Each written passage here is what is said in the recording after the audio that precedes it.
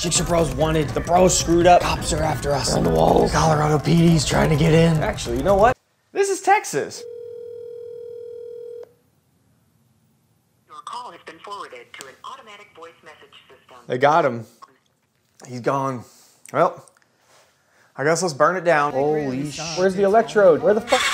Overhaul the engine. Impression 142 or less. Well, half of it's good.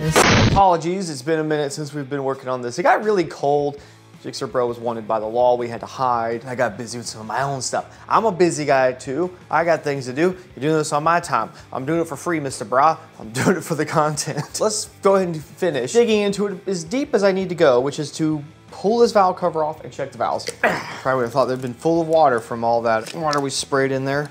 The old valves, you reckon he's got any tight ones in there? Everyone always thinks their valves are gonna be loose. People think, oh, this stuff's rolling around in there and you'll lose material, but it's usually the valves slamming shut over and over and it eats the seat or eats the bottom of the valve up and you get a tight valve, which doesn't really make any noise. Oh, that's... Engine loose, spark plugs loose, everything's loose. This has been tuned by Texas Superbikes. The color on it, very good. There's actually good color on this plug right here. Will help your power though if the plugs could just be unscrewed. Oh my God, this is loose. This one that was tight, coming out under resistance the entire time. That's not great. You're gonna pull the whole head and have to get machine work done to it here? Because this is, now it's getting tight again. You guys nervous? Switch to the other one for a minute. Give ourselves a break. All right, super loose. Holy shit. Where's the electrode? Where the fuck?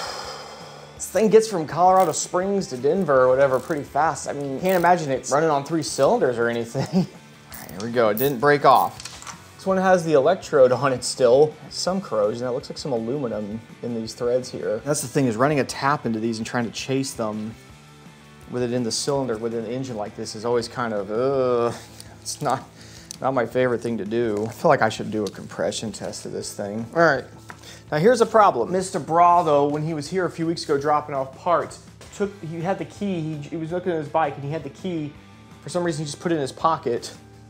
I don't have the key to this bike anymore, but that's all right. Starter solenoid's right here. I don't actually need the key to do a compression test. All right, that's good. We got it fast turning over there. Woo! The nice thing about doing it this way too is there's zero ignition firing when this is happening. Normally we need to make sure we're grounding those plugs somewhere so that nothing stupid happens. But anyway, regardless, wide open. Oh my God. Oh my God, it's the man himself. You guys, oh, nothing, don't worry. We won't put blur it out. Oh my God. Yeah, you want to see your spark plugs? You see the aluminum on it? Oh no. And this one is missing the electrode on it, so that went for a ride through the engine. Like, do we need to pull the head? Is this thing gonna be all right? He's not in jail, everyone. He's okay. I'm just kidding, I wasn't really talking to Gixxer Bro. He's made up, that's not a real person.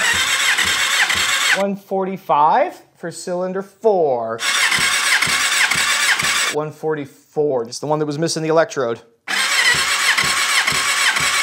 It is 134 on this one. Barely threading and it's getting grimed up. That could cause a problem because the O-ring may not be sealing all the way. This one is a little bit low too. This one's at 130. But again, I'm not 100% convinced. We're sealing down there. This is one of the spark plugs that has decent threads on it. But I want to see how this feels screwing in. This is hard. I'm not even wanting to grab right here. Got a little Earl on the tap. I'm not trying to like really push hard into it. I'm hoping it just catches the threads there because there is a little bit of something there because we caught it with the compression tool. I was able to get the tap to bottom out through there. Turn the engine over, throw some compressed air through here. We're trying to clear this out.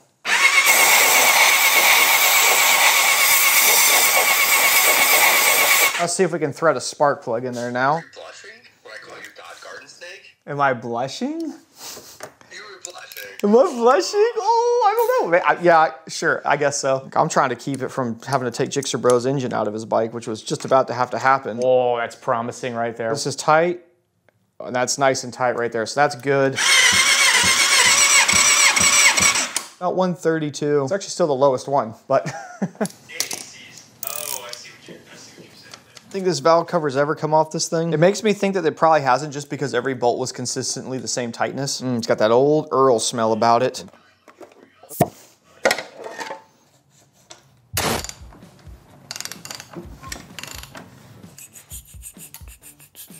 Checking them gauges. Oh, that feels good.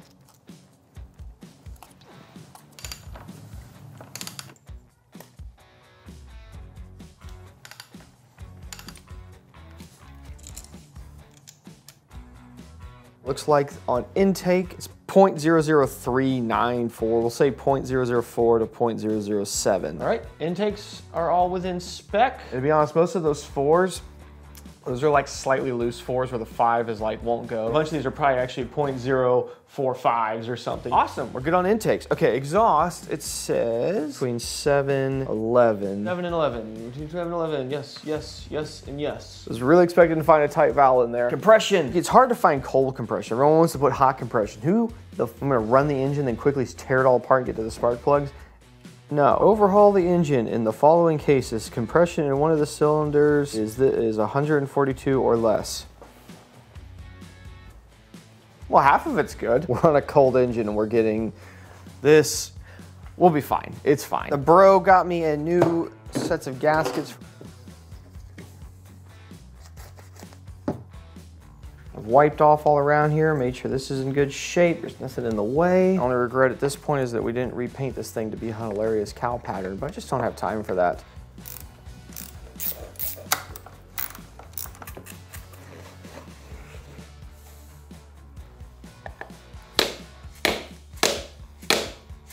Gaps look right. The bro tells me it's leaking somewhere on this cover, so he got me a new gasket for this side. There's like no oil in this window, but there's probably enough in there to make a big mess.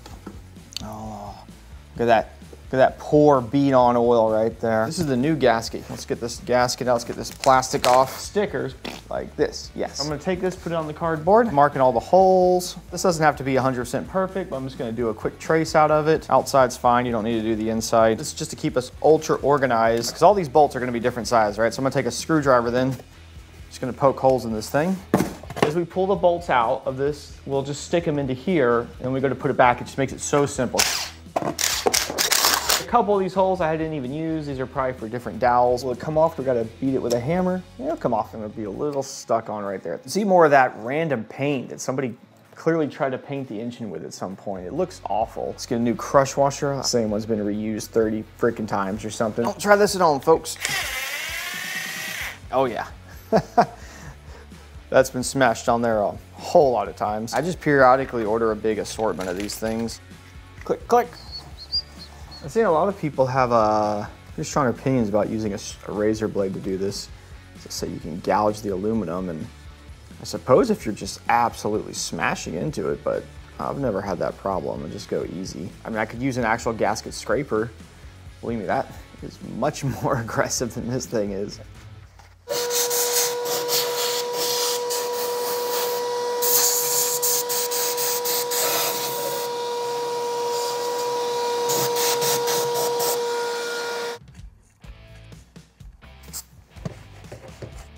Got all this crappy paint on there. I think I can be a surgeon with this thing. Let's give it a shot.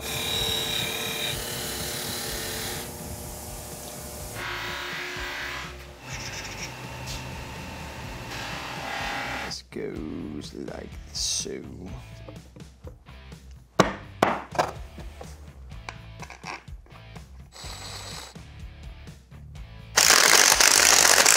Cry about it. Remember in like the first video when we were looking at this thing and the radiator, we saw the radiator was a little oxidation, there's a patch on it. Somebody actually reached out to me on Instagram, was like, hey, I've got a whole spare radiator. Apparently they sent him 2 once upon a time and never tried to get the old one back from him. I'm not gonna say no to that. It looks like it's black, that'll look even cooler. It's prestigious, look at it. Usually there's one of those bolts you remove and it lets the coolant out. This doesn't look like that's what that does. I'll just do it the caveman way. I think I can do it without making a mess. I'm telling myself that now, and I'm saying it like I'm confident. I'm really not.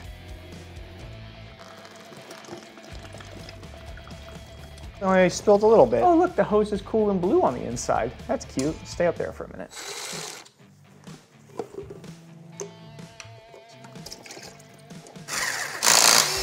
Okay. Oh, there it goes. All right, that went well enough. I did break one bolt, but that's all right. I had another one of those on hand. I need to move the parts though over from the old one to the new one, and we'll do that now. And when we install this one, we'll be a little more gentle because this one is new and the fins aren't all beat up on it. Not been to single fin, we need 100% max cooling. Okay, and then we need to move the fan over. Stick with me, I'll be right back. You'll hear the noises and you'll know what's going on.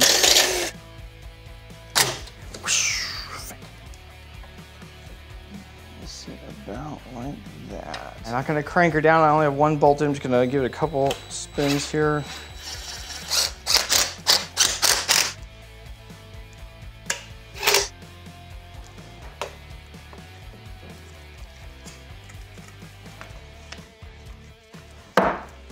So as a whole, the bike doesn't look much different than when we started this video, but a lot has happened. I've got some other small little odds and ends ordered, so I can't really, like I was gonna put the tank on and everything else, but I'm waiting for the new plugs to show up. Obviously, we're not putting those old plugs back in. This is also like almost 200 gigs of footage, so I think we've done enough, right? That feels like, I haven't edited this video yet, but it feels like we've done enough. But it's good to see that the engine is mostly in sound condition. It seems to be. It's probably fine. I think things will start moving a lot quicker now. We had to get some of those goofy things out of the way. I know it's still like, oh, what have we even done? Anyways, look, man, this video is longer, ad-free, uncensored. Over on Patreon, you just pay $1 a month and you have access to everything forever. Well, not forever, you gotta pay per month. You do that by setting a cap. We have it by per creation, because if you really, really wanna help, you set the cap a little higher, you know, or you give a little more. That actually makes this for real doable. But if you would like, $1 a month gets you over there and get you about 2 to 3 videos ahead of what's going on. Otherwise, yes, I'm going to go take a shower. See you next video.